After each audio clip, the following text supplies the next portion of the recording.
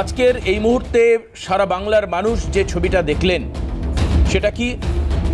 সেটা হচ্ছে প্রতিবাদ মিছিল শিক্ষকদের এসএসসি ভবনের সামনে অর্থাৎ আচার্য ভবনের সামনে কাল সারা রাত অবস্থান বিক্ষোভ চাকরিহারাদের, পাশাপাশি অনশন কর্মসূচির সূচনা এবং এই সন্ধেবেলার খবর যে ৩ জন চাকরিহারা শিক্ষক তারা অনশন করছেন। কালকে কসবাকাণ্ডের প্রতিবাদে সারা রাজ্য জুড়ে বিজেপি এবং বামেদের সঙ্গে এসইউসিআইও ছিলেন একাধিক জায়গায়। তাদের বিক্ষোভ অর্থাৎ রাজ্য একদিকে যেরকম উত্তপ্ত বিক্ষোভের আছে আন্দোলনে, অন্যদিকে মানুষের মধ্যে একটাই প্রশ্ন যে যোগ্যদের চাকরি থাকবে কিনা। এটা শুধুমাত্র চাকরিহারা শিক্ষকরাই প্রশ্ন মনে রাখছেন তা নয়, আমজনতা, সাধারণ মানুষ, আপনি আমি, যারা আমাদের সঙ্গে শিক্ষকতার পেশার দূর দূরান্তে কোনো যোগান্ত নেই, কিন্তু এটা তো বাস্তব যে আমরা যে শিক্ষায় শিক্ষিত হয়ে আজকে এখানে বসে অনুষ্ঠান করছি বা সমাজের যে মানুষেরা চলছেন সমাজ ব্যবস্থার মূল স্রোতে, তাদের জীবনে আজও তারা চোখ বুঝলে একাধিক শিক্ষকের কথা মনে রাখবেন যাদের আদর্শ তাদের জীবনে তাদের নীতিতে তারা ধারণ করে চলছেন। অর্থাৎ আমরা হয়তো শিক্ষক নই, কিন্তু শিক্ষকদের কাছে আমাদের সবসময় মাথা নত হয়। এই ক্ষেত্রে এই ধরনের পরিস্থিতি এই বঙ্গে প্রথম মানুষ দেখছে যে যোগ্য আর অযোগ্য শিক্ষকদের ভিড়ে হারিয়ে যাচ্ছে শিক্ষকদের প্রতি সম্মান, এবং সেই কারণের জন্য পুলিশকে লাঠি মারতে হচ্ছে, শুধু লাঠিতে ক্ষান্ত না থেকে লাথি মারতে হচ্ছে। প্রথম প্রশাসনের গাফিলতিতে পেটে লাথি, আর পেটে খেলে পিঠে সয় সেই সত্যকে সামনে রেখে আজকে পিঠ পাততে রাজি আছেন শিক্ষকেরা, কিন্তু তাদের ন্যায্য দাবি থেকে সরে আসতে রাজি নন। কিন্তু মজার বিষয়টা অন্য জায়গায়, এবং সেই সঙ্গে আশঙ্কার বিষয়, আতঙ্কের বিষয়। এই যে মিরর ইমেজ, আমি সব প্যানেলিস্টকেও বলছি, আপনাদেরকেও বলছি, এই মিরর ইমেজ যদি সামনে আসে, আচ্ছা এরকম তো হবে না। 17টা পয়েন্ট দেবাংশু বসাক এবং রশিদির বেঞ্চ কলকাতা হাইকোর্টে তারা নির্দেশ দিয়েছিলেন, সেখানে 17টা পয়েন্টকে উল্লেখ করা হয়েছিল। আপনি একটু ঠান্ডা মাথায় চিন্তা করলে দেখতে পাবেন সেই 17টা পয়েন্টের মধ্যে এমন পয়েন্ট ছিল যেখানে র্যাঙ্ক জাম্পের কথা বলা রয়েছে, যেখানে ফাঁকা ওয়েমারের কথা বলা রয়েছে, যেখানে নানানভাবে ম্যানিপুলেশনের কথা বলা রয়েছে। প্রশ্ন এটা যে মিরর ইমেজ সামনে আসলে আরো বড় কোনো গোপন সত্য সামনে চলে আসবে না তো? মানে এরকম তো হতে পারে যে যারা চাকরি প্রার্থী হিসাবে রাস্তার পাশে বসে আন্দোলন করছিলেন তাদের নাম্বার অনেক বেড়ে যাবে, তাদের যে প্রাপ্ত নাম্বার সেটা অনেকটা বেশি যোগ্যতার নিরিখে, সেই সমস্ত তথ্যগুলো সামনে।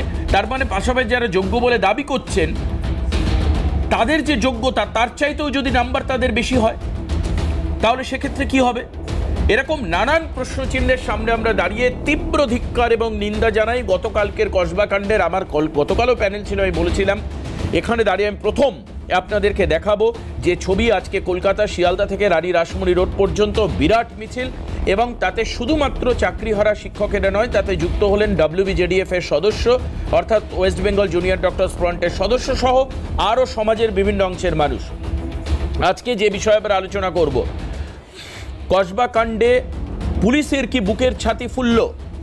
রাজপথে মহা মিছিলে প্রতিবাদের স্বর, চাকরিহারাদের সাথে মিশল আজ আরজি কর। অনশনের পর কাল এসএসসি ভবন অভিযান, শিক্ষামন্ত্রীর সাথে বৈঠকে মিলবে কি সমাধান? বাতিল হয়েছে প্যানেল, ওরা চাকরিহারা। আজকে আমরা প্রশ্ন তুলব, ওরা বাতিল হবে কবে? দুর্নীতি করলো যারা, অর্থাৎ যারা দুর্নীতি মূল করলো তারা কেন তাহলে তো পদে বসে থাকবেন? যদি শিক্ষকদের চাকরি যায় তাহলে যারা এই সিস্টেমেটিক ফ্রডের সঙ্গে যুক্ত, ইনস্টিটিউশনাল করাপশনে যারা যুক্ত, তারা কেন পদে থাকবেন? কেন এসএসসির বিরুদ্ধে প্রশ্ন উঠবে না? কেন প্রশাসনের বিরুদ্ধে প্রশ্ন উঠবে না? এই জায়গা নিয়ে আমরা আলোচনা করব, কিন্তু একদম প্রথমেই দেখাবো সেই মহা মিছিলের ছবি, যে শহরের বুকে আরও আরেকবার নিজেদের দাবি জানানোর জন্য রাজপথ ভরল প্রতিবাদীদের স্বরে। দেখুন সেই ছবি, এটা আমরা ধর্মতলার ছবি দেখাচ্ছি, যেখানে তারা বসে পড়েছেন একেবারে শিক্ষকেরা। অন্যদিকে শিয়ালদা থেকে মিছিল শুরু হওয়ার পর যে বিরাট মিছিল আমরা আজকে দেখলাম শহরের রাজপথে, তাতে শুধুমাত্র চাকরিহারা এই 26,000 বা 25,752 নয়, বহু মানুষ যুক্ত হয়েছিলেন যারা নিজেরাই হেঁটেছিলেন মিছিলে। এরপর আমরা দেখতে পাচ্ছি যে আজকে যেটা বললাম যে গতকালকের ঘটনার প্রতিবাদে বিজেপির প্রতিবাদ উইপ্রো মোড়ে আমরা দেখতে পাচ্ছি, সেখানেও পুলিশ ব্যাপক ধরপাকড় চালায় বিজেপি কর্মী সমর্থকদের। এছাড়াও সারা রাজ্য জুড়ে বাম সংগঠন, এই যে দেখুন আমরা কসবার ছবি দেখাচ্ছি, ইন্দ্রনীল খান নেতৃত্বে বিজেপি যুব মোর্চার অবস্থান বিক্ষোভ, সব জায়গাতে এটা গতকাল পুলিশি যে নির্যাতন চাকরি হারাদের ওপরে সেই ছবি। অন্যদিকে আমরা দেখতে পাচ্ছি প্রতিবাদের মিছিল, এটা রাসবিহারীতে সিপিআইএম এর নেতৃত্বে বিরাট মিছিল।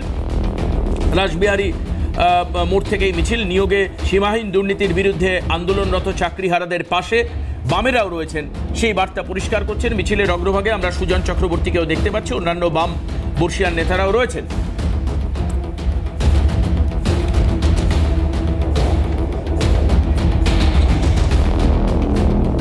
আর এই মুহূর্তে আমি পরিচয় করে দেবো যারা আমাদের সঙ্গে রয়েছেন, তারপর আমি যারা আন্দোলনরত চাকরিহারা শিক্ষক তারা কি বলছেন তাদের বক্তব্য আপনাদের সামনে তুলে ধরব। একেবারে প্রথম আমি আজকে স্বাগত জানাবো, আজকের প্যানেলে রয়েছেন মণিকাঞ্চন পাল, বিজেপির মুখপাত্র। স্বাগত জানাই মণিদাকে। মণিদার পাশেই বসে দেবজিৎ দত্ত, বাম নেতা, সিপিএম নেতা, বাম মুখপাত্র, আজকে অনুষ্ঠান উপস্থিত। দেবজিতের পাশেই বসে রয়েছেন রজত হালদার, রজত হালদার চাকরিহারা শিক্ষক। আমি আপনাকে স্বাগত জানাই, সঙ্গে সমবেদনা জানানোর সেই অর্থে আমার ভাষা নেই, কিন্তু তবু আপনাদের পাশে একজন মিডিয়ার সাধারণ কর্মী হিসাবে আমি আপনাদের সবসময় আপনাদের পাশে আছি, আগেও যেরকম ছিলাম। আমাদের সঙ্গে রয়েছেন শাসক দলের পক্ষেই বলবেন অধ্যাপক আজিজুল বিশ্বাস, আমাদের সঙ্গে আজিজুলদা রয়েছেন, স্বাগত জানাই আজিজুলদাকে। এবার আপনাদের শোনাবো যে চাকরিহারারা, যে সমস্ত শিক্ষকেরা আজকে রাজপথে নামলেন তাদের ঠিক দাবিটা কি, শুনুন। জেলায় সেখানে নিরীহ শিক্ষকদের উপর পুলিশ বর্বরোচিত আক্রমণ করেছে, লাঠিপেটা করেছে। সবচেয়ে দুর্ভাগ্যের বিষয়, অত্যন্ত পরিতাপের বিষয়, শিক্ষককে লাথি মারা হয়েছে। এটা একজন শুধু শিক্ষককে লাথি মারা নয়, এটা সমগ্র শিক্ষক সমাজকে লাথি মারা হয়েছে। যে আমাদের গতকাল বলেছে যে নাকি আছে, এতদিন ধরে কোথায় তারা যখন ছিল, এতদিন ধরে সুপ্রিম কোর্ট চাইছিল, তখন কোথায় গিয়েছিল যে মিরর ইমেজটা? আমাদেরকে যোগ্য অযোগ্য লিস্টটা কেন দেখানো হচ্ছে না? বারবার এক জিনিস নিয়ে চানাহাজরা করে যাচ্ছে। সুপ্রিম কোর্ট যেখানে বারবার করে বলছে আপনারা ঠিক আছে 1 বছরের মধ্যে হার্ড কপি নষ্ট করার রুল আছে, মানলাম, কিন্তু মিরর ইমেজটাকে বের করুন। মিরর ইমেজ আছে বলে আমাদের পর্ষদের সভাপতি স্বীকার করেছে, তাহলে সেই মিরর ইমেজটা এতদিন ধরে কোথায় লুকোনো ছিল? আর স্বীকার করলে হবে না, সেই মিরর ইমেজ পাবলিশ করুক। অযোগ্যদের লিস্ট দিয়েছে ভালো কথা, কিন্তু যোগ্যদেরও তো সার্টিফাই করতে হবে যে হ্যাঁ এই ক্যান্ডিডেট রোল নাম্বার ধরে, তার ডিস্ট্রিক্ট ধরে, নাম ধরে যে হ্যাঁ এরা যোগ্য। সেই হিসেবে যদি রিভিউ পিটিশনে বা কিউরেটিভ পিটিশনে যাওয়া যায়, তবেই আমাদের সেখান থেকে ফিরে আসার রাস্তা আছে। আপনার কাছে যে যোগ্যদের, অযোগ্যদের এবং যোগ্যদের লিস্ট আপনার কাছে আছে, আমরা জানি। আপনি একটা কাজ করুন, যোগ্যদের লিস্ট কোর্টে দিতে হবে না, আপনার ওই যোগ্যদের লিস্ট মিলিয়ে আপনি আমাদেরকে ধরে ধরে লাইন দিয়ে দাঁড় করিয়ে দিন রোডে, আর গুলি করে দিন, সেটাই বেটার হবে। ওইভাবে পুলিশের মারার দরকার নেই, একেবারে গুলি করে দিন, এখানে গুলি করুন, আমরা মরে যাই। আমি জানি না আমরা যারা সিঙ্গেল আর্নিং মেম্বার, সামনের মাস থেকে আমাদের পরিবার কি করে চলবে? আমার বাবা হার্টের পেশেন্ট, তার আবার ওষুধটা তার কি করে কিনবে? আমি কি চোখের সামনে দেখবো তাকে ওষুধ না দিতে পেরে বাবাকে আমি তিলে তিলে মরতে দেখবো? 7ই এপ্রিল নেতাজি ইন্ডোরে রাজ্যের মুখ্যমন্ত্রী কি বললেন? যোগ্য শিক্ষকদের, শিক্ষাকর্মীদের ভলান্টিয়ারি সার্ভিস দিতে বললেন। অথচ তিনি, তাঁরই চেয়ারম্যান স্কুল সার্ভিস কমিশনে, তিনি বলছেন মিরর ইমেজ আমি প্রকাশ করব, যোগ্যদের তালিকা আমি দেব। এটা দিয়ে দিলেই তো বাংলার মানুষ দেখতে পায় কারা শূন্য পেয়ে চাকরি পেয়েছে, কারা ঘুষ দিয়ে চাকরি কিনেছে, কারা যোগ্য। আজও সমস্ত রাজ্যের মানুষের এটাই এখন এই মুহূর্তে প্রশ্ন, যে কেন ট্রান্সপারেন্সি দেখাচ্ছে না এসএসসি? কোথায় সমস্যা, কী রহস্য আছে এর পিছনে, যে কারণের জন্য এত বড় একটা আন্দোলন যেভাবে সরকারের এগেনস্টেও হয়তো বা যেতে পারে, যদিও শিক্ষামন্ত্রী মনে করছেন যে এই আন্দোলন হয়তো বা 26-এর ভোটে তার প্রভাব পড়বে না, আমি শুনছিলাম একটা জায়গায়। কিন্তু আমি সেই জায়গায় না গিয়ে কেন এর পেছনে কী রহস্য রয়েছে সেই কারণটা আমি জানবার চেষ্টা করব। কিন্তু একদম প্রথমেই রজত রয়েছেন আমাদের সঙ্গে, রজত হালদার, চাকরিহারা শিক্ষক। রজতের কাছ থেকে শুরু করব। রজত, আজকের যে আন্দোলন, এই আন্দোলন সম্পর্কে অভিজিৎ গঙ্গোপাধ্যায়ের মতো একজন প্রাক্তন বিচারপতি তিনি বলছেন যে এই রাজ্যে অনশন করে বা আন্দোলন করে সেই অর্থে ফল কিছু হবে না। আমি যদি উদাহরণস্বরূপ দেখি, আরজি কর কাণ্ডে এর চাইতেও অনেক বড় মাপের আন্দোলন হয়েছিল, কিন্তু সেই অর্থে যদি রেজাল্ট দেখি, গতকালকের দিনটা হচ্ছে 8 মাস পূরণ হলো আরজি করের যে কাদম্বিনী খুন কাণ্ডে, ধর্ষণ এবং খুন, তাতে 8 মাস পূরণ হলো, এখনো পর্যন্ত তথৈবচ তদন্ত এবং সেই অর্থে যে ফলশ্রুতি যেটা পাওয়ার কথা ছিল সেটা মানুষ পাননি। আপনারা আন্দোলনে বিশ্বাস রাখছেন? দেখুন, আন্দোলন ছাড়া আমাদের আর রাস্তা নেই। আমরা এই দাবি নিয়ে কালকের আমরা এসএসসি ভবন অভিযান করব, যে অবিলম্বে আমাদের মিরর ইমেজ প্রকাশ করতে হবে এবং যোগ্যদের লিস্ট আলাদা করতে হবে। শুধু আলাদা নয়, সার্টিফাই করে জমা দিতে হবে, এফিডেভিট করে জমা দিতে হবে যোগ্যদের লিস্ট আলাদা করে। আপনারা হয়তো দেখেছেন গতকাল আমাদের যে ডিআই অফিস অভিযান ছিল, ডিআই অফিসে তালাবন্ধ কর্মসূচি ছিল, সেখানে প্রচুরভাবে পুলিশি নির্যাতন করেছে আমাদের মহিলা যে সকল সহকর্মী শিক্ষক শিক্ষিকা ছিলেন, এবং তার সাথে একজন শিক্ষককে জুতো মেরেছে, লাথি মেরেছে। তো এই ধরনের নির্যাতনের প্রতিবাদে আজকের আমাদের শিয়ালদা থেকে ধর্মতলা পর্যন্ত মিছিল ছিল। সমাজের সর্বস্তরের মানুষ আমাদের এই মিছিলে অংশগ্রহণ করেছে এবং আমরা চাইছি যদি আগামী দিনে আরও বৃহত্তর কোনো কর্মসূচির ডাক দিতে হয় তার আমরা অবশ্যই দেব। কিন্তু এটা শুধুমাত্র অনেকে ভাবছে যে সরকারের বিরুদ্ধে বা প্রশাসনের বিরুদ্ধে আমাদের আন্দোলন। আমরা বলে দিতে চাই, আমাদের কোনো ধরনের সরকারের বিরুদ্ধে আন্দোলন নয়, কোনো লাল সবুজ গেরুয়া কোনো রং আমরা দেখছি না। এটা আমাদের জীবন জীবিকার প্রশ্ন। যেখানে জীবন জীবিকা জড়িয়ে আছে সেখানে আমরা কেউ এখানে রাজনীতি করতে চাইছি না। আমরা চাইছি সবাই মিলে, সকল রাজনৈতিক দল মিলে আমাদের এই প্যানেলটাকে বাঁচান এবং প্যানেল থেকে অযোগ্যদের বের করে যোগ্যরা যাতে সসম্মানে চাকরি ফিরে পায়, স্কুলে ফিরে পায়। কারণ আমরা দেখছি পশ্চিমবঙ্গের বেহাল দশা, স্কুলগুলোর বেহাল দশা। আপনি বলছেন যে সবুজ লাল হলুদ কমলা এসব দেখছেন না, কিন্তু কুণাল ঘোষ আপাতভাবে যিনি দলের মুখপাত্র হিসাবে বক্তব্য রাখেন তিনি কি বলছেন একবার রজত অন্তত পক্ষে আপনার শোনার প্রয়োজন রয়েছে। কি বলেছেন কুণাল ঘোষ, শুনবো।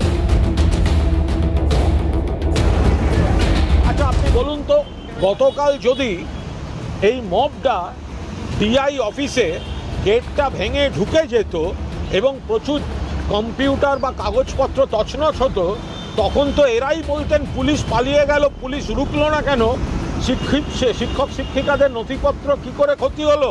তাহলে তাদের যদি পুলিশ বাধা না দিত, এই হামলাকারীরা যদি ডিআই অফিসে ঢুকে তছনছ করতো, তাহলে সেটায় পুলিশ সমালোচিত হতো ঢুকলো কি করে। আর পুলিশ বাধা দিচ্ছে তখন সমালোচনা, কেন পুলিশ বাধা দেবে, এটা কি করে হতে পারে। যদি যাদের চাকরি গেছে তাদের যন্ত্রণা আছে, তো ফলে তারা কি কর্মসূচি নেবেন না নেবেন সম্পূর্ণ তাদের স্বাধীন অধিকার। কোনো রাজনৈতিক দলের কথায় প্রভাবিত বা বিভ্রান্ত হবেন না। যেখানে মুখ্যমন্ত্রী নিজে আপনাদের চাকরির সুরক্ষা রাখার সমস্ত রকম প্রসেস শুরু করিয়েছেন, এই সিপিএম বা বিজেপি এদের সময়ের রেকর্ড দেখবেন কত শিক্ষককে পথে বসিয়েছে, বাংলাতেও সিপিএম এবং ত্রিপুরাতেও, বিজেপি ইউপিতে, বিজেপির কেলেঙ্কারি রয়েছে মধ্যপ্রদেশে, বিভিন্ন জায়গায়। ফলে এরা জটের সমাধান করতে পারে না, এরা শুধুমাত্র। রজত, কলকাতা পুলিশের কালকে একটা পোস্টে যেখানে দেখা গেল কলকাতা পুলিশ পোস্ট করছে তাদের অফিসিয়াল সোশ্যাল সাইটে যে সাধারণ জনতা বলা হচ্ছে শিক্ষকদের। আজকে পরিষ্কার কুণাল ঘোষ এখানে দাঁড়িয়ে মিডিয়ার সামনে বলছে হামলাকারী একজন শিক্ষক যারা 3 তারিখ অবধি স্কুলে পড়িয়েছেন।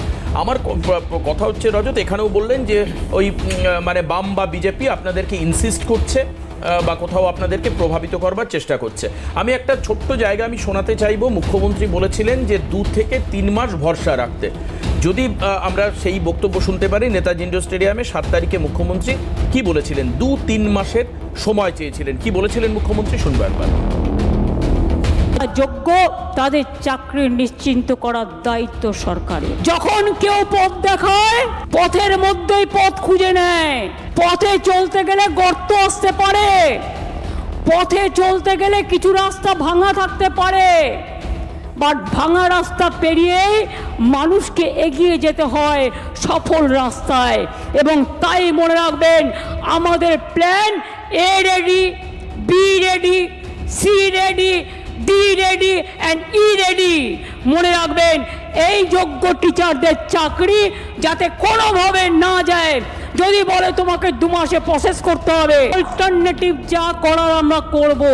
এবং সেক্ষেত্রে আপনারা যাতে আবার চাকরি ফিরে পান তার ব্যবস্থা প্রসেসের মধ্যে দিয়েই 2 মাসের মধ্যেই কমপ্লিট হবে এবং আপনাদের চাকরি ব্রেক হবে না, কারণ আপনার এক্সপিরিয়েন্স। আমি রজতের কাছে যাব। রজত, এই যে দেখছেন যে মুখ্যমন্ত্রী আশ্বাস দিচ্ছেন 2 মাসের মধ্যেই আপনারা চাকরিতে আবার পুনর্বহাল হবেন, কিন্তু তারপরেও আপনারা এসএসসি ভবন অভিযান, ডিআই অফিস অভিযান, কোথাও অনশন, কোথাও রাজপথে মহামিছিল, এই সব কর্মসূচিতে যাচ্ছেন কেন? তাহলে কি পরিষ্কার আমার প্রশ্ন, আপনারা মুখ্যমন্ত্রীর উপর ভরসা রাখতে পারছেন না? আমরা তো ভরসা রেখেছিলাম, সেই ভরসা রাখার জন্যই তো আমরা নেতাজি ইন্ডোরে গিয়েছিলাম সবাই। কিন্তু দেখলাম নেতাজি ইন্ডোরে উনি যে ধরনের প্রতিশ্রুতি দিলেন, এক প্রকার বললেন যে ভলেন্টারি সার্ভিস দিতে, যে কথাটা আপনারা শোনাননি, কিন্তু ভলেন্টারি সার্ভিস দিতে বলেছেন।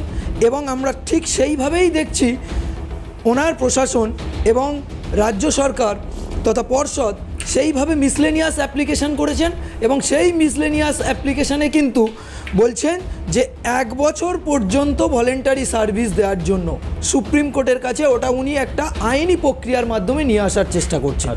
আমরা 6 বছর ধরে যোগ্যতার নিরিখে চাকরি করে আজকে আমরা ভলেন্টারি সার্ভিস দেব, তাহলে ভলেন্টারি সার্ভিস যদি দেবো তাহলে স্কুলে যাওয়ার দরকার কি?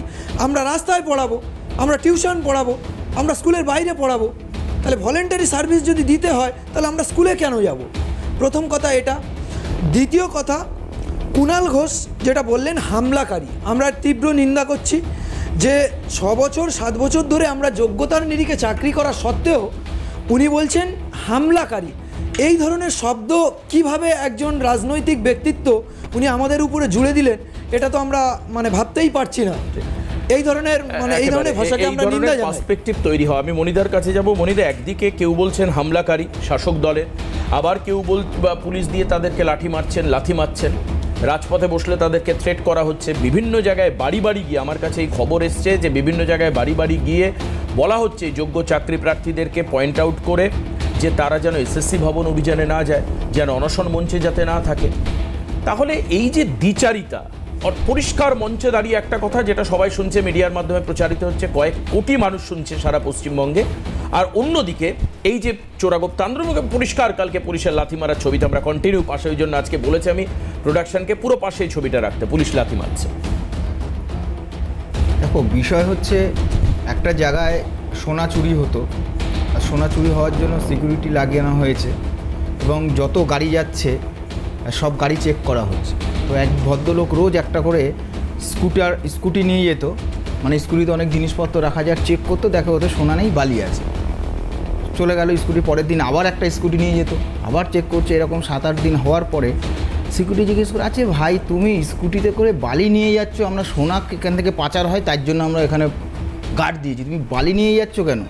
তারপরে যখন তাকে ধরপাকড় হলো, সে বলল আমি সোনা পাচার করছি না, আপনাদের সোনার দিকে নজর আছে, আমরা পুরো স্কুটিটাই চুরি করে নিয়ে যাচ্ছি। আচ্ছা, আজকে পশ্চিমবাংলার যে অবস্থা হয়েছে, আমরা 26,000 চাকরি, ভাই বলল যে জীবন জীবিকার ব্যাপার, শুধু জীবন জীবিকার ব্যাপার নয়, আমরা অবশ্যই চাকরিহারাদের জন্য লড়ছি, চাকরিহারাদের দিকে নজর দিয়েছি, কিন্তু এই চাকরিহারাদের দিকে নজর দিয়ে গত 13 বছরে কোনো পরীক্ষা হয়নি। যারা পরীক্ষার জন্য তৈরি হচ্ছে বা যে জেনারেশনটা তৈরি হচ্ছে সেটা হচ্ছে না। নাম্বার 2 হচ্ছে এনারাই তো আগামী ভবিষ্যৎ তৈরি করবে। স্কুলগুলোর কি অবস্থা, এই আসার আগেই দেখছিলাম পুরুলিয়া একটা স্কুলে 3 জন সায়েন্সের টিচার, 3 জনেরই চাকরি চলে গেছে, ওখানে সায়েন্স পড়ায়, তাহলে ওই ছাত্রগুলোর কী হবে? অর্থাৎ ভবিষ্যৎ এমন করে দিচ্ছে, আমি কেন স্কুটার পুরো ভবিষ্যৎটাকেই চুরি করে নিয়ে যাচ্ছে এমনভাবে যাতে এই ভবিষ্যৎ পার্টি অফিস আর ওই সরকারি দান অনুদান ক্লাবের ওপরে, নেতাদের উপরে নির্ভরশীল করে, আর তাদের রাজনীতিটা ঠিকঠাক চলে, সেই ব্যবস্থা কিন্তু মমতা ব্যানার্জি করে দিয়েছে।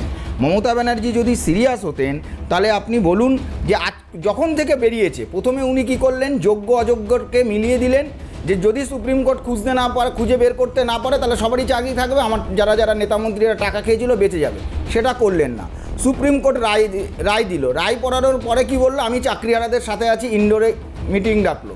তারপরে ওই ইন্ডোরে দাঁড়িয়ে কি বললো, আগে যোগ্যদের দেখিনি তারপরে অযোগ্যদের দেখব, এই কথাটা বলেছেন। তাহলে উনি যদি জানেন অযোগ্য কারা, তাহলে তাদের লিস্টটা বের করে দিলেই তো এত সমস্যাই আসতো না। এই সমস্যাটা তো তৈরি করছেন উনি। অর্থাৎ আবার বলছেন ভলেন্টিয়ারি সার্ভিস দিতে। আজকে সুপ্রিম কোর্ট রায় দিয়েছে এদের চাকরি গেছে, এনারা যদি ভলেন্টিয়ারি সার্ভিস দেয় ডিউ টু সিকিউরিটি রিজন, এনারা গিয়ে স্কুলে সই করবেন খাতায়, তাহলে তো এনারা তো কন্টেম্প্ট অফ কোর্টে ফেসে যাবেন। মমতা ব্যানার্জি তাই চাইছেন যে এনারা ফেসে যাক, তারপরে একে ওকে দোষ দিচ্ছে আর উনি হচ্ছেন নির্দোষ, ধোয়া তুলসী পাতা। অর্থাৎ পুরো বিষয়টাকে গুলিয়ে দিয়ে আপনি কি মনে করছেন যে এখন এসএসসির হাতে মিরর ইমেজ আছে? একদম পরিষ্কার কথায় আসি, যেটা একদম মেইন দাবি আজকে চাকরি প্রার্থীরা বলছে মিরর ইমেজ আছে, মানে যারা চাকরি হারা। না এসএসসির কাছে থাকুক বা যারা ঘুষ নিয়ে চাকরি দিয়েছে তাদের কাছে থাকুক, আমি একটা বিষয় ক্লিয়ার করে দিতে চাই, এদেরকে দিয়েই কিন্তু পুরো রাজনীতিটা চালায়, ভোট যন্ত্রটাও কিন্তু এই অযোগ্যদের দিয়েই চালায়। তো সুতরাং এরা তো জানে কার কার কাছ থেকে টাকা নিয়েছে, তো সুতরাং এরা এটাকে বের করছে না কেন? এবং তার সাথে এটাও ঠিক যে প্যারা টিচার, দেখুন শুধুমাত্র 26,000 চাকরি না, আমি ব্রড স্পেকট্রামে বলতে চাই যে এটা প্যারা টিচারকে দিয়ে একদম শিক্ষকদের মতো কাজ করায়। তাদের স্যালারি দেখুন গত 10-12 বছরে ডাবলই হয়নি, ব্যাংকে টাকা রাখলেও ডবল হয়, যা স্যালারি পেতো তার থেকে হয়তো কিছুটা বেড়েছে, তাদেরও স্যালারি বাড়েনি। অর্থাৎ পুরো ব্যাপারটাকেই গোজামিল দিয়ে চালানোর ব্যবস্থা করছে। আর যেমন ওই 1 বছর সময় চেয়েছে কেন, 1 বছর ওই ভাই বললেন 1 বছর ভলেন্টিয়ার দেয়, 1 বছর পর 26-এর ইলেকশনটা পেরিয়ে নিয়ে যায়, তারপরের ব্যাপারটা পরে দেখব। তো সুতরাং এই পুরো বিষয়টাকে উনি গোজামিল দিয়ে প্রথম থেকেই চালাচ্ছেন। একটা অযোগ্য নির্লজ্জ মুখ্যমন্ত্রী সারা ভারতবর্ষে কেউ দেখেনি এরকম, মানে কান কাটা নাক কাটা ব্যক্তি যে হতে পারে। রাজনীতির মানুষকে কেন আজকে আমি একজন রাজনীতি ব্যক্তি, তারপরে যে গালাগালি দেয় সেই এই কারণে দেয় যে এত কিছু করার পরও। আর সর্বশেষ বলি, আজকে এখানে আজিজুল দা আছেন একজন শিক্ষক, আর ভগবান না করুক তার চাকরি যাওয়ার পরে যে কোনো জায়গায় চাকরি যাওয়ার পরে যে কী অবস্থা মানসিক অবস্থা হয়, সেই অবস্থায় দাঁড়িয়ে তাকে আবার পুলিশ লাথি মারছে। বেশ আমি এই আজিজুলদার প্রসঙ্গে বলি, আজিজুলদার চাকরিটা কিন্তু 2011 সালের পরে পাওয়া নয়, কাজেই বামেদের সময় অন্ততপক্ষে আজিজুলদারা নিশ্চিন্ত যে বামেদের সময় পাওয়া চাকরি চট করে এইভাবে যাবে না। এই জন্য এর জন্য দেবজিৎদেরকে আমরা ধন্যবাদ দিই। কিন্তু এই যে আজকের এই যে মিরর ইমেজ, যেটা মেন এখন বেসিক ডিমান্ড, একদম বেসিক ডিমান্ড, যেটা করতেই হবে আর কি, যে মিরর ইমেজ সামনে আনতে হবে। এসএসসির প্রাক্তন চেয়ারম্যান কি বলেছেন বিরতির পর ফিরে এসে আপনাদেরকে শোনাবো। চিত্তরঞ্জন মণ্ডল, যিনি আমাদেরও প্যানেলের আগে বহুবার উপস্থিত থেকেছেন, এই বিষয়ে বলেছেন, কিন্তু আজকে আমাদেরকে এক্সক্লুসিভ সাক্ষাৎকারে চিত্তরঞ্জন মণ্ডল বলছেন, আমি মনে করি যে সিদ্ধার্থ মজুমদারের কাছে, অর্থাৎ যিনি বর্তমান এসএসসির চেয়ারম্যান, তার কাছে এখনো পর্যন্ত মিরর ইমেজ আছে, অর্থাৎ সেটা বার করা সম্ভব। কিন্তু যদি না করা হয় তার পেছনে কি কারণ আছে, আমি দেবজিতের কাছে যাব। কালকে যে ঘটনা ঘটলো সেটা দেখার পরে আমাকে এখন রাস্তায় নামা ছাড়া কোনো রাস্তা নেই, ওদের সঙ্গে জয়েন করেই ওদের সহমর্মিতা দেখানোর জন্যই এসেছি। আমি একবারে নিশ্চিত এইভাবে আমি নিশ্চিত যে এসএসসির কাছে মিরর ইমেজ আছে, সেটা যে কোনো কারণেই হোক। আমি সিদ্ধার্থ মজুমদার আমার জুনিয়র, আমি ভালো করে চিনি। উনি প্রথমবার ঠিক মতো রিক্রুটমেন্ট করেছিলেন, সেই জন্য তাকে সরকার সরিয়ে দেয়। উনি যদি সেই সিদ্ধার্থ মজুমদার হয়ে থাকেন তাহলে কিন্তু উনি মিরর ইমেজটা প্রকাশ করবেন যে আমার কাছে আছে, আমি এটা জমা দিলাম। কিসের ভয় পাচ্ছেন উনি? দেবজিৎ, প্রশ্ন হচ্ছে কিসের ভয় পাচ্ছে? এটা হয়তো অত্যন্ত শিশু মানুষ সে যে বোঝে না, সেও জানে যে সিদ্ধার্থ মজুমদার কিসের ভয় পাচ্ছেন বা কেন যদি থেকে থাকে। কারণ চিত্তরঞ্জন মণ্ডল যেটা বলছেন যে মিরর ইমেজ আছে আমার বিশ্বাস। এর আগেও আমরা জানি যে পার্থ চ্যাটার্জির বিরাগভাজন হয়েছিলেন এই চিত্তরঞ্জন মণ্ডল, এবং তিনি বলছেন যে এর আগে সঠিক নিয়োগ করেছিলেন বলে সিদ্ধার্থ মজুমদারকে পদ থেকে সরিয়ে দেওয়া হয়েছিল। এরপরে আমি দেবজিৎ স্পেসিফিক প্রশ্ন, যদি মিরর ইমেজ থেকে থাকে সরকার কি সেটা সামনে আনবে, নাকি কোনো অজানা রহস্যময় কারণের জন্য এই মিরর ইমেজ কোনোদিনই হয়তো সামনে আসবে না? মাঝখানে আমি একটু জয়েন করে দিয়ে অভিজিৎ গাঙ্গুলি বলেছেন যে মিরর ইমেজ আছে, এবং অভিজিৎ গাঙ্গুলি বলছেন যদি ডিস্ট্রয় করা হয়ে থাকে হয়তো রিসেন্ট টাইমে ডিস্ট্রয় করলেও করা হতে পারে। দেখুন, আজকে যা বর্তমান যা পরিস্থিতি, যেটার জন্য আজকে মিটিং, সেটা বলতে গেলে রাজ্য সরকার জানেন কারা যোগ্য কারা অযোগ্য, এটা নিয়ে কোনো সন্দেহ নেই। কারণ পয়সাটা তো তৃণমূলের নেতারাই তুলেছেন, এবং তার 75% কালীঘাটে গেছে, আর 25% লোকাল নেতা জেলা নেতাদের কাছে আছে। অতএব তৃণমূল কংগ্রেসের কাছেই তালিকা আছে। আমার মনে হয় এত আলোচনার দরকার নেই। যারা যারা টাকা নিয়েছেন বিভিন্ন ব্লকে, তারাই একটা লিস্ট কালীঘাটে পাঠিয়ে দিন যে এরা টাকা দিয়ে চাকরি পেয়েছে, তাহলেই ব্যাপারটা মিটে যায়। এবং আপনি দেখবেন সেটা তো এসএসসি করেছে 6515 জনের একটা তালিকা তো মোটামুটি কনফার্ম হয়েছে। মোটামুটি না এর একটা জিনিস আপনারা ভালো করে দেখবেন, বাকি 19,500-এর মধ্যে অযোগ্যদের মধ্যে অযোগ্য মিশে আছে। হ্যাঁ না মিশে থাকতেই পারে, মিশে থাকতেই পারে, এটাতে না থাকার কোনো মানে ব্যাপারটা নেই। আমরা যেটা বলছি সেটা অ্যাজাম্পশনে বলছি, আমরা কেউ সঠিক নাম্বারটা জানি না, আমরা আইডিয়া করে বলছি। কারণ যেহেতু আপনি দেখবেন দুদিন আগে সুপ্রিম কোর্টে যে সুপার নিউমেরিক্যাল পোস্ট নিয়ে যে এটা ছিল, আপনি রাজ্য সরকার যেটা এসএসসি চেয়ারম্যান যেটা হলফনামা দিয়েছেন 5261 জনের একটা হলফনামা দিয়েছেন যে সুপার নিউমেরিক্যাল পোস্ট তৈরি করা হয়েছে, আর এসএসসি চেয়ারম্যান দিচ্ছেন 5200 জনের যে অযোগ্য। এবং আপনি দেখুন মন্ত্রিসভার যে না না 5200 এবং না এসএসসি যেটা দিয়েছে সেটা 5200 এবং রাজ্য সরকার মন্ত্রিসভায় যে সুপার নিউমেরিক্যাল পোস্ট সেই পোস্টটার সংখ্যা হচ্ছিল 5261। কেন আপনাকে বলছি এরা যে এটা 4 হচ্ছে, কারণ এই যে টোটাল যে সিস্টেমটা এটা একদম প্ল্যানফুলি করেছে, যার ফলে এই মন্ত্রিসভার এই মুহূর্তে জেলে থাকা উচিত। এবং যারা আছেন ব্রাত্য বসু তো কেন বলছেন ব্রাত্য বসু এই ধরনের কথাবার্তা আমি জানি। কুণাল ঘোষের কথা মানুষ শোনে না, মানুষ কুণাল ঘোষকে ধরে না, কুণাল ঘোষকে বাদ দিন। হ্যাঁ ব্রাত্য বসু যে ধরনের কথা বলছেন উনি কি করে বলছেন, আজকে বলতেন এই বিরোধী দলনেতা, তিনি তো মন্ত্রিসভায় ছিলেন, তিনি বলছেন না কেন, তিনি কেন কোনো কথা বলছেন না? বিরোধী দলনেতাকে আমার প্রশ্ন আছে, উনি তো সেই সময় মন্ত্রিসভায় ছিলেন, আপনি তো প্রতিবাদ করতে পারতেন, আপনি তো এখন বিরোধী দলনেতা, আপনি বলুন। না সুপার নিউমেরিক পোস্ট তৈরির সময় শুভেন্দু অধিকারী বিরোধী মানে তৃণমূলে ছিলেন না। সুপার নিউমেরিক্যাল পোস্ট যখন তৈরি হয়েছে ছিলেন না, কিন্তু উনি তো 16 সালে মন্ত্রিসভায় ছিলেন, উনি তো জানেন, উনি তো তৃণমূল কংগ্রেসের অনেক খবর ওনার কাছে যে আমরা ওনাকে বলতে শুনি, তাহলে উনি কেন প্রকাশ করছেন না? এটা ছেড়ে দিন, এখানে এইটা নিয়ে আলোচনার বিষয় না। দ্বিতীয়ত এই যে আজকে অযোগ্য যোগ্য যেটা বলছেন না ভাগ করার কথা, একটু আগে ওনার বলছিলেন যে মমতা ব্যানার্জি যে গভর্নমেন্টের যে সার্কুলারটা গেছে সেই সার্কুলারে বলা আছে স্পষ্টভাবে 1 বছর ধরে ভলেন্টারি সার্ভিস। সুপ্রিম কোর্ট রায় দিয়েছে যে এরা চাকরি, এদের এই পুরো প্যানেলটা বাতিল। মমতা ব্যানার্জি যেটা করতে চাইছেন বা সরকার যেটা সুকৌশলভাবে করতে চাইছেন, এই আজকে যদি ওনারা গিয়ে স্কুলে সাইন করেন তাহলে এটা হলো কোর্টের ভার্ডিক্টকে অগ্রাহ্য করা হয় এবং এতে ফাঁসবেন, আমি দায়িত্ব নিয়ে বলছি এটা। এবং আপনি দেখবেন যারা কোর্টে আইনজীবী যারা এই কেস লড়েছেন তারাও বারংবার এই কথাটা বলছেন যে এবং এতে কিন্তু ফাঁসবে চাকরি প্রার্থীরা, যারা চাকরি হেরেছেন, চাকরি হারা, যারা যোগ্য অযোগ্য বিষয় নয়। দেবজিৎ, আজকে যোগ্য অযোগ্যরা যেভাবে আন্দোলন করছেন এই খবরটাও বিশ্বের বহু জায়গার মানুষের কাছে পৌঁছচ্ছে, সরকারের মুখ পুড়ছে। কিন্তু আমার কথা হচ্ছে ভোট বাক্সের প্রভাব পড়বে কি পড়বে না আমি জানি না, কিন্তু ব্যাপার হচ্ছে এত বড় একটা দুর্নীতি এখনো যদি খানিকটা রেকটিফাই করা যায়, 3 তারিখের পর থেকে, 3 তারিখের আয়দান, 3 তারিখের পর থেকে মমতা বন্দ্যোপাধ্যায় এবং বিভিন্ন তৃণমূলী নেতারা যেভাবে মিডিয়ার সামনে আসছেন বা প্রশাসনের যে অ্যাক্টিভিটিস, তাতে মনে হচ্ছে যে ভুল থেকে তারা শোধরাবেন।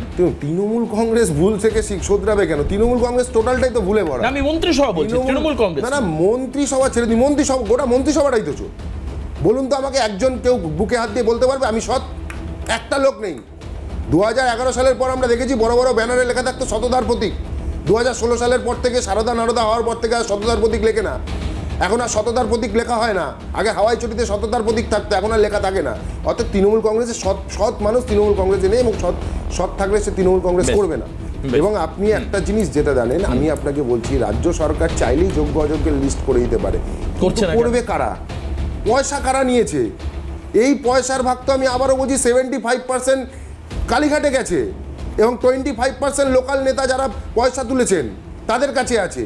দিলে তো নেতা মন্ত্রী সবাই ফাঁসবে, মুখ্যমন্ত্রীও ফাঁসবে। অতএব এই অযোগ্য যোগ্যটাকে ঝুলিয়ে রাখবেন। রাজ্য সরকার কি বলেছিলেন নির্বাচনের আগে, লোকসভা নির্বাচনের আগে? অযোগ্যদের কাছে শেষমেশ কি আশ্বস্ত বাণী হবে এটাই যে যোগ্যরাও চাকরিতে নেই? হ্যাঁ, এটা হতে পারে, কারণ এমনি তো অলরেডি 6515 জনের মতো একটা তালিকা এসএসসি দিয়েছে। তালিকা এসএসসি দিচ্ছেন, এসএসসির যিনি চেয়ারম্যান সিদ্ধার্থ মজুমদার আছেন উনি জানেন ওনার কাছে হয়তো মিরর ইমেজ থাকবে এবং উনি জানেন উনি চাপে দিতে পারছেন না। ওনার কি ব্যাপার, ওনার কি দুর্বলতা আছে সেটা উনিই বলতে পারবেন, এটা আমার পক্ষে বলা সম্ভব না। কিন্তু আমার মনে হয় যে উনি যে ধরনের মানুষ, যা আমরা শুনতে পারছি বা যা ওনার সম্বন্ধে আমি অন্তত ব্যক্তিগতভাবে উনি দিয়ে দিতে পারেন। বেশ, আমি একেবারে আসবো পরে। আজিজুল বিশ্বাস আমাদের সঙ্গে রয়েছেন। এই যে 3জন বললেন তার উত্তর কিন্তু আমরা আজিজুলদার থেকে পেতে পারি হয়তোবা, এবং অবশ্যই রাজ্যের মানুষ অপেক্ষা করে রয়েছেন। একটা ছোট্ট বিরতি আমরা নেব, বিরতির পর ফিরে এসে আমরা শুনবো অভিজিৎ গঙ্গোপাধ্যায় আজকে বলছেন যে এই সরকার সমস্ত জায়গায় প্রমাণ লোপাট করে। মানে আমরা এর আগে দেখেছি সারদার ক্ষেত্রে রাষ্ট্রায়ত্ত ব্যাংক ভেঙে ল্যাপটপ ভাঙার কথা, ল্যাপটপ লোপাট করে দেওয়ার কথা। এরপর আমরা প্রশ্ন উঠেছে, একটাই প্রশ্ন ছিল আরজি করে, প্রমাণ লোপাট, প্রমাণ লোপাট আর প্রমাণ লোপাট, রন্ধ্রে রন্ধ্রে প্রমাণ লোপাটের তত্ত্ব। আর এই ক্ষেত্রেও একই কথা, যে যদি ক্লাউড ইম্প্যাক্ট বা মিরর ইমেজ সেটা যদি নষ্ট করে দেওয়া হতো। অভিজিৎ গঙ্গোপাধ্যায় বলছেন যে করলেও রিসেন্ট করা হতে পারে, কারণ 22 সালে বা 22-23-এ তিনি যখন বিচারপতি ছিলেন তখন আরটিআই করে কিন্তু সেই মিরর ইমেজ একজন চাকরি প্রার্থী বার করেছিলেন, মানে যারা এই মানে চাকরি পরীক্ষা দিয়েছিলেন 16 সালে, সেই ইমেজ কিন্তু সামনে এসেছিল, অর্থাৎ থাকার সম্ভাবনাটা বেশি। কিন্তু কেন তাহলে মিরর ইমেজ বেরোচ্ছে না? এতজন মানুষের তাদের সংসার, তাদের জীবন জীবিকা, তাদের সন্তান স্ত্রী, তাদের পরিবার পরিজন, আত্মীয় স্বজন সবাই একেবারে মানে একটা খাতের কিনারায় দাঁড়িয়ে রয়েছেন, কেন তাহলে মনমানি করছে এসএসসি? এর প্রশ্ন আজিজুলদা দিতে পারেন কিনা। তথ্য প্রমাণ লোপাট করে দেওয়াতেই খুব সিদ্ধহস্ত, সেটা আমরা আরজিকর কেসে দেখেছি। তথ্য প্রমাণ লোপাট করে দিয়েছে, মেয়েটির মৃতদেহ যেখান থেকে অনেক কিছু জানা যেত সেটা তাড়াতাড়ি পুড়িয়ে দিয়েছে, দাহ করেছে। আমি যখন বিচারপতি ছিলাম তখন আমার কাছে এমন ওএমআর শিট এসেছিল যেটা কিন্তু 2016-ই, আমি তো বিচারপতি ছিলাম তখন 2022-23 সালে, সেখানে ওই ওএমআর শিটের কপি তো স্কুল সার্ভিস কমিশন দিয়েছিল। তাহলে আমার ধারণা এই ওএমআর শিট কোথাও একটা লুকিয়ে রাখা আছে, বা হয়তো খুব সম্প্রতি নষ্ট করে দেওয়া হয়েছে। তো এই সরকার তো একটা অপরাধী সরকার। আজিজুলদা, আমি এত কথার মধ্যে একটাই জায়গায় মানে একদম অটুট থাকবো, 19-20 হবে না, সেটা হচ্ছে মিরর ইমেজ সরকার বার করবেন কিনা, আদতেও সেই সদিচ্ছা এসএসসি দেখাবেন কিনা। হ্যাঁ, এই বিষয়ে ঢোকার আগে আপনাকে রেফার করে একটা বক্তব্য আমাকে বলতে হবে, কারণ আমাকে নিয়ে বলেছেন ওই আপনার চাকরি পাওয়ার বিষয়। এক্স্যাক্টলি, আপনি নিশ্চিন্ত তো? এটা আপনার হাসি দেখে বোঝা যাচ্ছে। আমি বলি, বিষয়টা হচ্ছে কি যে বাম আমলে চাকরি পেলেই মানে চাকরি যাওয়ার কোনো সম্ভাবনা নেই, তার মানে এই তো নয় যে দুর্নীতি হতো না, এই ব্যাপারটা বুঝতে হবে। কারণ হচ্ছে স্কুল সার্ভিস কমিশন চালু হয়েছিল 1998 সালে, বামফ্রন্ট সরকার ক্ষমতায় এসেছিল 1977 সালে। এই যে মাঝখানে আর স্কুল সার্ভিস কমিশন আনতে হলো কেন? দুর্নীতিমুক্ত স্বচ্ছ শিক্ষক নিয়োগের প্রক্রিয়া আনতে হয়েছিল এই কারণে, স্কুলে স্কুলে পরিচালন সমিতির যে সীমাহীন দুর্নীতি শিক্ষক নিয়োগের ক্ষেত্রে সেটা বামফ্রন্ট উপলব্ধি করেছে। হ্যাঁ, বামেরা এবং আমি বলি প্রথম দিকে, হ্যাঁ এই তো না আজিজুল্লাহ, দাদা এটা আমার অনুরোধ, ফার্স্ট রাউন্ডে ওনাকে একটু বলতে দিন, আপনি ডিবেট রাউন্ডে আসবেন। আমি আমার শিক্ষকতার মনন থেকে বলছি, প্রথম দিকে স্কুল সার্ভিস কমিশনে আমি বলবো আপাত মস্তক স্বচ্ছ দুর্নীতিমুক্ত শিক্ষক নিয়োগ করা গেছে, যদি বলি ভুল হবে না। কিন্তু একদম 11-র কাছাকাছি যে সময়ে, সেই সময় যে দুর্নীতি হয়নি এইটা হলপ করে বামফ্রন্ট নেতারাও বলতে পারবে না। 1, 2 নম্বর, তৃণমূল আমলে শিক্ষক নিয়োগের ক্ষেত্রে দুর্নীতি হয়েছে এটা তো জানা কথা, হয়েছে না হলে পার্থ চ্যাটার্জি কি জেলে ঘুরতে গেছেন? একটা অভিযোগ, এবং সেই অভিযোগ কতটা সত্যি না একদম যখন একদম পরিষ্কার রায় আসবে এই ক্রিমিনাল যে শোনা এগুলো তো আপনি হয়েছে, এটা সংগঠিতভাবে হয়েছে, স্বীকার করছি, কিন্তু সেটা আজকের দিনে সমস্যা নয়। সুপ্রিম কোর্টের সুপ্রিম রায়ের পরে একটা মানে আমার শিক্ষকতার মনন থেকে বলছি, একটা চরম মানবিক আর্থিক সংকটের একটা ব্যাপার তো রয়েছে, আমি বলবো মানবিক এবং সামাজিক সংকটের একটা চরম ভ্রুকুটি সামনে। এই যে 26,000 এরও বেশি শিক্ষকের চাকরি চলে যাওয়ার একটা সম্ভাবনা দেখা দিয়েছে, সেইখান থেকে কিছু অযোগ্য কিছু যোগ্য, সেটা সুপ্রিম কোর্টের রায় বোঝা যাচ্ছে। এখন প্রশ্ন হচ্ছে যে এই মুহূর্তে মানে রায় ঘোষণার পরে আমাদের রাজ্যের শিক্ষামন্ত্রী, আমাদের রাজ্যের মুখ্যমন্ত্রী নেতাজি ইন্ডোর স্টেডিয়ামে যে বার্তাটা দিতে চেয়েছে, সেই বার্তাটা তো নেতিবাচক ছিল না, সেটা পরিষ্কারভাবে নেতিবাচক, পরতে নেতিবাচক ছিল। কি বলছেন আপনি? কি বলছেন? পরতে নেতিবাচক। দিক নির্দেশ কোথায়? পরতে আমি আজকে আমি বলি দিক নির্দেশনার কথা, পরতে কি করে না উনি কি করে বলতে পারেন? উনি কি করে বলতে পারেন? আজিজুল দা, আপনি একজন শিক্ষক মানুষ, সমাজের বুদ্ধিজীবী, অগ্রসর শ্রেণীর মানুষ, আপনি মানে সেই অর্থে অশিক্ষিত নন। মুখ্যমন্ত্রী বলছেন আমি যোগ্যদের কথা আগে ভাববো, তারপর যারা অযোগ্য আমি তাদের নিয়ে চিন্তা ভাবনা করবো। একজন মুখ্যমন্ত্রী বলতে পারেন কথা, আপনি বলছেন পরতে ইতিবাচক ছিল। আমাদের কাছে প্রায়োরিটি কেন? সবার হওয়া উচিত। আজকে যে এসএসসি বছরের পর বছর তালিকা দিতে পারলো না, সেই এসএসসি আজকে যাদের মূল কারণের জন্য, যাদের ফল্টের জন্য এদের চাকরি গেল যোগ্যদের, আজকে মুখ্যমন্ত্রী বলছেন যে এসএসসি আমার হাতে নয়, আবার তিনি বলছেন অটোনোমাস বোর্ডে একদিন বলছেন নেতাজি ইন্ডোরে দাঁড়িয়ে বলছেন যে কেউ তো টারমিনেশন পাননি, স্কুলে যেতে কে বারণ করেছে?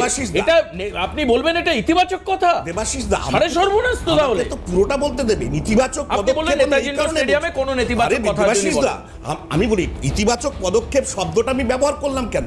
আবার কসবার যে ঘটনা ঘটেছে সেটা দুর্ভাগ্যজনক এবং সেটা সত্যি নিন্দাজনক আমি বলছি, কিন্তু ইতিবাচক পদক্ষেপ এই কারণে এই মুহূর্তে সবচেয়ে প্রায়োরিটি হওয়া উচিত শুধু তৃণমূল কংগ্রেসের না, স্কুল সার্ভিস কমিশন থেকে শুরু করে অন্যান্য রাজনৈতিক দলেরও ইতিবাচক পদক্ষেপ হওয়া উচিত। যোগ্য যারা তাদের চাকরি যাতে বহাল থাকে তার জন্য পদক্ষেপ গ্রহণ করা। এটা তো বিজেপি সিপিএম করবে না। আমি বলি তার জন্য কি করা দরকার? এই সুপ্রিম কোর্টের যে রায় তার প্রেক্ষাপটে যে ভার্ডিক্টগুলো এসেছে, যে বক্তব্যগুলো এসেছে, তাতে করে 3 মাসের মধ্যে পরীক্ষা দিতে হবে। অনেকে পরীক্ষা দিতে চাইছে না, একটা সমস্যার জায়গা। 2 নম্বর হচ্ছে যদি আজকে বলে যে আজিজুল দা আবার আপনাকে কলেজ সার্ভিস আপনি কি আমাকে জিজ্ঞাসাবাদ করছেন আমার বক্তব্য? না আমি জিজ্ঞেস করছি। না আমি বলছি আপনাকে, আপনি কি আমাকে জিজ্ঞাসাবাদ করছেন না আমাকে বলতে আমার বক্তব্য বলতে দেবেন? বলুন আপনি, তাহলে বলুন আপনি বলুন। বিষয় হচ্ছে একটা। 2 নম্বর হচ্ছে যোগ্যদেরকে চিহ্নিত করা এবং অযোগ্যদের চিহ্নিত করার মাঝখানে আমি তো বলবো যেটা হয়েছে এটা জুডিশিয়াল মার্ডার কিনা। কারণ যারা কোনো অন্যায়ের সঙ্গে যুক্ত নেই, সৎ পথে নিয়ম মেনে যারা চাকরি পেয়েছে তাদের চাকরি চলে যাওয়ার ঘটনা, এটা জুডিশিয়াল মার্ডার। তারা কি অন্যায় করেছে? করেনি তো। তাদেরকে বহাল রাখার বিষয়টা তাহলে কিভাবে সম্ভব? এবং রাজ্য সরকার যে পদক্ষেপগুলো গ্রহণ করেছে সেটা 1 নম্বর হচ্ছে ক্ল্যারিফিকেশন চেয়ে ইতিমধ্যে সুপ্রিম কোর্টে দ্বারস্থ হয়েছে এবং রিভিউ পিটিশনের জন্য খুব শিগগির যাচ্ছে এবং তাতে করে যারা যোগ্য প্রার্থী তারাও রিভিউয়ে যেতে পারে, রিভিউয়ে যেতে পারে, রিভিউ পিটিশনে যেতে পারে। 3 মাসে কোর্টের কাছে গেছে। আপনি আমাকে একটু বোঝান তো দেখি, কারা ক্ল্যারিফিকেশন চেয়ে কোর্টের কাছে গেছে? স্কুল সার্ভিস কমিশন যাচ্ছে, গভর্নমেন্ট যাচ্ছে এবং চাকরি প্রার্থীরাও এবং যারা চাকরি তারাও যেতে পারে। আপনি বললেন যে ক্ল্যারিফিকেশন চেয়ে রাজ্য সরকার গেছে, কোথায় আপনি বলুন ক্ল্যারিফিকেশন চেয়ে রাজ্য সরকার গেছে? আপনি বলুন কবে? সরকার বলছে, আমার কথা নয়, পর্ষদ মিডিয়ার মাধ্যমে এসেছে, এটা আমি বানিয়ে বলছি। আমি আপনাকে বলে দিচ্ছি, যেটা পর্ষদ গেছে কোর্টে, সুপ্রিম কোর্টে, তাদের একটাই কারণ যে এই সিস্টেমে 26,000 যদি স্কুলে না যায় আমাদের এই শিক্ষা ব্যবস্থাকে চালানো সমস্যা হয়ে যাবে। পর্ষদ কি সরকারের বাইরে? তার জন্য পর্ষদ কি সরকারের বাইরে বলছেন? পর্ষদ কি সরকারের বাইরে বলছেন? আপনার নেত্রীর কথা ধরলে পর্ষদ না, আমি আপনি বলুন না। আপনার নেত্রীর কথা আপনি একটু আগে অন্য ব্যাখ্যা দিচ্ছিলেন। না আপনি বলুন না। ক্ল্যারিফিকেশনের জন্য কেন আপনি? আরে সরকার বলছে ক্ল্যারিফিকেশনের জন্য যায়নি। আপনি আপডেটেড নন, কোথাও যান, আপনি আপডেটেড নন, এটাই জানেনই না। আপনি আপডেটেড নন, এটাই সমস্যা। আপনি আমাকে দেখান, এই লাইভে বসে দেখান, আমি উঠে যাবো এখান থেকে। কোনো ক্ল্যারিফিকেশন চাওয়া হয়নি। আপনি পরিষ্কারভাবে শিক্ষা ব্যবস্থার কাছে আমার চেয়ে বেশি খবর থাকবে, আপনি খোঁজ দিন না গেছে কিনা দেখুন। ক্ল্যারিফিকেশনের জন্য গেছে মানে অবশ্যই অযোগ্যরা যে অযোগ্য তার ক্ল্যারিটি চাওয়া হয়েছে, ক্ল্যারিফিকেশন চাওয়া হয়েছে। ক্ল্যারিফিকেশন বলতে যে বক্তব্যগুলো সুপ্রিম কোর্টের তরফ থেকে এসে গেছে, শিক্ষা ব্যবস্থার যে সংকটের যে একটু আগে আমি বলছিলাম যে একটা ভ্রুকুটি রয়েছে, সেই ভ্রুকুটি যাতে দূর করা যেতে পারে। 1 নম্বর যারা যোগ্য যারা চাকরিহারা তাদের চাকরি যাতে বহাল থাকে, সবটা মিলিয়েই সেখানে গেছে এবং রিভিউ পিটিশনে যাওয়ার সিদ্ধান্ত সরকার গ্রহণ করেছে। তাহলে পরে এগুলো ইতিবাচক পদক্ষেপ নয় বলছেন আপনি? এগুলো নেতিবাচক পদক্ষেপ। আপনি বলুন তো, যে কোনো মানুষের রাজনৈতিকভাবে রাজপথে প্রতিবাদ আন্দোলন করার অবশ্যই অধিকার রয়েছে। আমার প্রশ্ন হচ্ছে যে পুলিশেরও লাঠি মারার অধিকার একদম নেই যদি না সে আইন ভঙ্গ করে। এখানে দেখার ফলে তারা শান্তিপূর্ণভাবে আন্দোলন করছিল কি করছিল না সেটা পুলিশ বলতে পারবে, কারণ আমি জানি না বিষয়টা হচ্ছে যদি বলি যে দাবি আদায় যদি মূল লক্ষ্য হয়ে থাকে তাহলে ডিআই অফিসে গিয়ে এই সমস্যার সমাধান কি করা সম্ভব, নাকি এসএসসিতে গেলে আমরা অনেকটা জট খুলতে পারি বা অনেক সমস্যার সমাধান হতে পারি? জায়গাটা এটা বুঝতে হবে। আন্দোলন বিপদগামী হচ্ছে কিনা সেইটা আমাদের দেখা দরকার। আপনি তাহলে আগামীকালকে এসএসসি ভবন অভিযানকে সমর্থন করছেন? আপনি বলছেন ডিআই অফিসে গিয়ে লাভ নেই, এসএসসি ভবনে যাও। না, আমি সেটা আমাদের প্রায়োরিটি আমি বললাম তো, আমি প্রায়োরিটিতে বললাম তো, আমার প্রায়োরিটি হচ্ছে যোগ্য যারা তারা চাকরি বহাল থাকুক এবং গভর্নমেন্ট অলরেডি এই যে স্যালারির কথা বলছি, কন্টেম্প্ট অফ সম্ভব। আজিজুল দা আপনি বলুন, মিরর ইমেজ কি দেওয়া সম্ভব? আজকে আপনি শুনেছেন বক্তব্য শুনেছেন, শিক্ষামন্ত্রী বক্তব্য শুনেছেন? আমি কিছু বলবো না। ওই একটু আগে প্রশ্ন তুললাম, আপনি আপডেটেড নন। উনি আগামীকাল আপনি আপডেটেড নন, আপনি বলেছে কি আপনি জিজ্ঞেস করুন। আমি বলবো না তো। মিরর ইমেজ নিয়ে বক্তব্য এসএসসির কাছে আছে কি নেই ওখানেই আপনি পাবেন, আপনি দেখুন। মানে ব্রাত্য বসু বলেছেন মিরর ইমেজ আছে কি নেই সেই বিষয়ে স্পষ্ট বার্তা দিয়েছে। আমি নিজে কিছু বলতে চাইছি না, আপনি দেখুন না, আপনি মিডিয়া পার্সন, আপনার কাছে ইজিলি অ্যাক্সেস হবে। বেশ, আমি যেটুকু জানি যে আগামীকাল চাকরি যারা হারিয়েছেন তাদের সঙ্গে বৈঠকে বসার আর্জি জানিয়েছেন শিক্ষামন্ত্রী। এবার কারা যাবেন, কিভাবে যাবেন, বা চাকরি হারা যারা শিক্ষক তারা কাদেরকে পাঠাবেন রিপ্রেজেন্টেটিভ, এইসব বিষয়ে এখনো কোনো স্পষ্ট ধারণা হয়নি। মিরর ইমেজ সম্পর্কে আমি হয়তো আমার অজানা থাকতে পারে, মিরর ইমেজ সম্পর্কে আবারও আমি বলছি আমার প্রোডাকশনকে, ব্যাক অফিসকে, মিরর ইমেজ সম্পর্কে ব্রাত্য বোস আজকে আজিজুলদার কথায় স্পষ্ট করে দিয়েছেন যে মিরর ইমেজ আছে কি নেই এসএসসির কাছে। ব্রাত্য বোসের বক্তব্য আমরা নিতে চাইবো আজকে প্যানেলের মধ্যে। রজতবাবু আমাদের সঙ্গে রয়েছেন। রজতদা, আরেকবার আপনার কাছে যাই। আজিজুলদার কথা আপনারা শুনলেন, সরকার এবং এসএসসি অর্থাৎ যে সমস্ত অটোনোমাস বডিগুলো রয়েছে তারা পুরোপুরিভাবে চেষ্টা করছেন এবং তাদের নেতিবাচক অ্যাপ্রোচকে প্রশংসা করছেন আজিজুলদা, কিন্তু কোথাও যেন মনে হচ্ছে আপনারা আশ্বস্ত হচ্ছেন। আবার ওই সবার কথা শোনার পর আপনার কি মনে হচ্ছে এখন এই মুহূর্তে দাঁড়িয়ে? দেখুন, আমরা আশ্বস্ত হতে পারছি না, কারণ আমাদের কোনো রকম কোনো দোষ না থাকা সত্ত্বেও প্রথমে ক্যালকাটা হাইকোর্টে আমরা পাঠিয়েছিলাম না, কারণ আমরা জানি আমরা কোনো দুর্নীতি করিনি। তো সেই জায়গা থেকে দেখলাম ক্যালকাটা হাইকোর্টে 26,000-এর পুরো প্যানেলটা বাতিল হয়ে গেল, এবং তারপরে আমরা সুপ্রিম কোর্টে পার্টি হলাম, এত হিয়ারিং হলো, সেখানে আমরা আমাদের কথা বক্তব্য সব কিছু বললাম, সেখানে দেখলাম সিবিআই বলছেন যে ডেটা অথেন্টিক, তা সত্ত্বেও পর্যন্ত আমরা দেখলাম 26,000-এর পুরো প্যানেলটা চলে গেল। তো এখান থেকে আমরা একটা জিনিস পরিষ্কার, যতক্ষণ না পর্যন্ত আমরা আমাদের হারানো চাকরিটা পুনরায় ফিরে পাচ্ছি, এবং শুধু ফিরে মানে মৌখিক কথায় নয়, পুরোপুরি যেমন আইনি প্রক্রিয়ার মাধ্যমে চাকরিটা গিয়েছে ঠিক সেই রকম আইনি প্রক্রিয়ার মাধ্যমে যতক্ষণ না আমরা চাকরিটা ফিরে পাচ্ছি ততক্ষণ পর্যন্ত কিন্তু আমরা মানে আশ্বস্ত হতে পারছি না।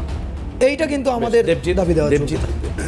কিউরেটিভ পিটিশন বা রিভিউ পিটিশনের দিকে যদি যায়, তাহলে সেই ক্ষেত্রে যদি কন্টেন্ট না পায় কোর্ট, তাহলে কি এই রায় বদলের সম্ভাবনা থাকছে দেবজি? না, কন্টেন্ট যদি না পায় তাহলে কি করে হবে? মিরর ইমেজ তো প্রডিউস করতে হবে। বিগত 1 বছর ধরে কোর্ট আপনাকে বলেছে আপনি যোগ্য অযোগ্য আলাদা তালিকা দিন, এবং আজকের দিনে দাঁড়িয়ে মুখ্যমন্ত্রী নেতাজি ইন্ডোরে ডেকে নিয়ে গিয়ে বললেন 19,000-কে বাইরে রাখলেন, 7,000-কে ভিতরে ঢোকালেন। কারা যোগ্য ব্যাচ পড়েছিল আমরা দেখেছি রাজ্যের মানুষ, কারা যোগ্য ব্যাচ পড়ে সামনের চেয়ারে বসেছিল, যারা সব 50 বছর বয়স 45 বছর বয়স তারা সব যোগ্য শিক্ষকের ব্যাচ ঝুলিয়ে বসেছিল এবং খাবারের প্যাকেটটা নিয়ে গেছে। বিভিন্ন শিক্ষক সংগঠনের প্রতিনিধি, বিভিন্ন শিক্ষক সংগঠনের, তৃণমূল কংগ্রেস প্রভাবিত সংগঠনের প্রতিনিধিরা ওখানে বসেছিলেন, বিভিন্ন কলেজের প্রফেসর অধ্যাপকরা বসেছিলেন। এসব আমরা দেখেছি। মানুষকে সব ঢপবাজি দিলে হবে না। একটা জিনিস উনি আজকে দাঁড়িয়ে বললেন যে আমার প্ল্যান এ, প্ল্যান বি, সেই ই অবধি বললেন, উনি জেড অবধি প্ল্যান করে রাখুন, কিন্তু 1 বছর ধরে দেননি কেন আপনারা? সিটি কলেজের ভাইস প্রিন্সিপাল তার গোলাতেও ব্যাচ দেখলাম আমরা যোগ্য। আমরা সিটি কলেজের ভাইস প্রিন্সিপাল, আমি সেটাই বলছি। মানুষকে ভুল বোঝাচ্ছে। বিষয় হচ্ছে একটা লিমিট থাকে। আজিজুলদা শাসক দলকে সমর্থন করে যে কাজটি করছেন, শাসক দল সেই কাজটি করছেন তালে গোলে জল মিশিয়ে। উনি বললেন যে জুডিশিয়াল মার্ডার, এই ভার্ডিক্টে বলা আছে যে যারা অযোগ্য, অর্থাৎ সেই সংখ্যা 6,500 হোক 5,261 হোক, এরা কিন্তু মাইনে ফেরত দেবে এবং পরীক্ষায় নিষেধাজ্ঞা, মানে যে পরীক্ষার কথা বলা হয়েছে সেই পরীক্ষায় কিন্তু তারা বসতে পারবে না, এটা কিন্তু ক্লিয়ার করে দেওয়া হয়েছে। তো সুতরাং এই স্যালারি পোর্টাল খুলে কাদের স্যালারি দেবে? তার মানে তাদেরকেও স্যালারি দেবে। কিন্তু আমার প্রশ্ন তো মমতা বন্দ্যোপাধ্যায় 3 তারিখ দুপুরবেলায় বলে দিলেন, 3 তারিখ দুপুরবেলায় যোগ্যদের চাকরিটা খেতে গেল বলে দিলেন যে কারণ মাইনে ফেরত দেওয়ার কথা লেখা নেই, কোর্ট অর্ডার পড়ে তিনি বলেন। হ্যাঁ, সেটাই তো বলছি, জলে গলে মিশিয়ে দিলেন। এই কাজটাই কিন্তু আজিজুলদা যদি আমার হাতে থাকে, আজিজুলদা আমি যোগ্যদের চাকরিটা খাবো কেন? কোন পলিটিক্যাল ইন্টারেস্ট? এবং এই তার মানে পরবর্তীকালে এমপি হতে হবে নাকি? আবার আপনি রঞ্জন গগৈ অভিজিৎ গঙ্গোপাধ্যায় হতে হবে? এই অযোগ্যদের যে লিস্ট, একটা বারবার বলছি রঞ্জন গগৈ হতে হবে কি? আরেকজন এমপি দেখবো আমরা, আরেকজন এমপি দেখবো, হাতে আর সময় নেই। যোগ্য এবং চাকরি হারা আমরা কিন্তু ব্যথাটা বুঝছি। আপনারা হয়তো এই বিষয়টাকে নিয়ে তৃণমূল করছেন, সিপিএম করছেন, বিজেপি করছেন, এইভাবে আপনাদের রাজনৈতিক ফায়দা তুলছেন। যারা যোগ্য কিন্তু চাকরি হারা, আজকে শেষ করব। আমি ধন্যবাদ জানাবো মনিদাকে, দেবজিৎকে, সঙ্গে রজতবাবু ছিলেন, আজিজুলদাকে। কিন্তু এই যে আজিজুল্লাহ চিৎকার করে বাংলার মানুষের সামনে বোঝাচ্ছেন না যে যদি অযোগ্য আর যোগ্য আলাদা হয়ে যায় তাহলে সত্যি কেন যোগ্যদের চাকরি যাবে? কোথাও আজিজুলদা আমাকে দেখান, আজিজুলদা আমার থেকে অনেক বেশি শিক্ষিত, যে এসএসসি তার হলফনামায় কোথাও বলছে যে 19,500 সম্পূর্ণভাবে যোগ্য। যদি দেখাতে পারেন আগামীকাল থেকে আল্লাহ বলে রেগুলার রুটিনে আমি থাকবো না। আজিজুলদার কাছে চ্যালেঞ্জ থাকলো, কোথাও এসএসসি বলছে না যে 19,500 19,500 সবাই যোগ্য, তার মধ্যেও মিশে থাকতে পারে। এসএসসি বলছে সিবিআরটা বলুন তারা